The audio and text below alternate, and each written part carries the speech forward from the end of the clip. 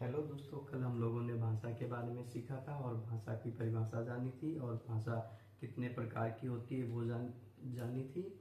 और आज हम लोग सीखेंगे मैथ। और मैथ हमारा क्लास 4 से 5 रहेगा। जो क्लास है 4 to 5 रहेगा। और इसमें एक चैप्टर है एलसीएम, लघुत्तम समापवर्तक। तो इसके बारे में जानेंगे और इसको जान लेते हैं कि कितने भागों में बांटा गया है और कितने तरीके से इसको हल किया जाता है। तो सबसे पहले लघुत्तम समापवर्तक ज्ञात करने की विधियां, ये 2 विधियों में बांटा गया है। लघुत्तम समापवर्तक ज्ञात करने की 2 विधियां हैं, वो विधि जान लेते हैं कौन कौन सी हैं। नंबर 1 पे है हमारी अभाज्य गुणनखंड विधि। इस तरीके से अभाज्य गुणनखंड विधि से हल कर सकते हैं। और दूसरी है भाग विधि। तो एक एक करके हम लोग जानेंगे। सबसे पहले हम लोग अभाज्य गुणनखंड विधि से जानेंगे और फिर उसके बाद ये सेकेंड भाग विधि से भी लगा के देखेंगे। तो देख लेते हैं।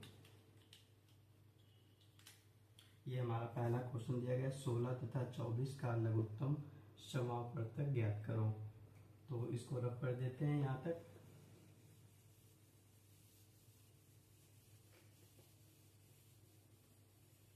तो हमारा जो पहला क्वेश्चन था 16 तथा 24। 16 तथा 24 इसके हम लोगों को एलसीएम निकालना है, लघुत्तम समापवर्तक।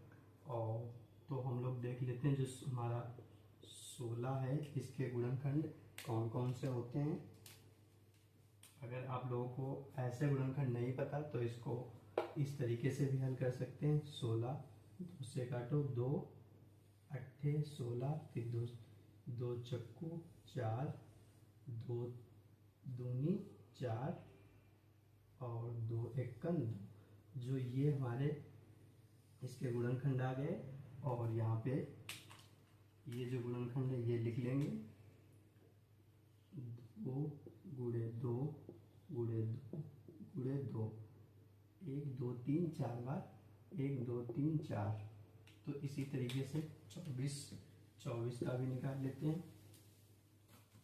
24 का निकाल लेते हैं। 24 को 2 से काटो, 2 एकन 2, 2 दूनी 4, फिर 2 से काटो 2 6 12, फिर 2 से काटो 3, फिर 3 से काटो 3 एकन 3। इसके भी 2 2 2 और 3, 2 2 और 3 इसके भी गुणनखंड आए। तो यहाँ पर भी 24 के गुणनखंड लिख लेते हैं। 2 गुणे 2 गुणे 2 गुणे 3। अब इसमें हम लोगों को क्या होता है, इसमें हम लोगों को देखना होता है ये मिला ये मिला, यहाँ पे 2 लिख लिया, ये मिला ये मिला, गुणे में यहाँ पर भी 2 लिख लिया, ये मिला ये मिला, यहाँ पर भी गुणे में 2 लिख लिया। अब ये 2 बचा और ये 3 बचा। इस 2 को भी लिख लो और इस 3 को भी लिख लो। अब इनकी सबकी गुणा कर दो। तो गुणा कर देंगे, 2 कन 2, 2 दूनी 4, 4 दूनी 8, 8 दूनी 16, 16 तिया 48। तो हमारा जो आंसर होगा वो कितना आ जाएगा। ये जो हमारी थी ये अभाज्य गुणनखंड विधि से लगाया है और इसको अब यहीं तक रखते हैं। जो हमारी भाग विधि है उसको हम लोग कल सीखेंगे। तो ये दोस्तों इस तरीके से लघुत्तम समापवर्तक ज्ञात कर सकते हैं, बहुत ही सरल विधि में। और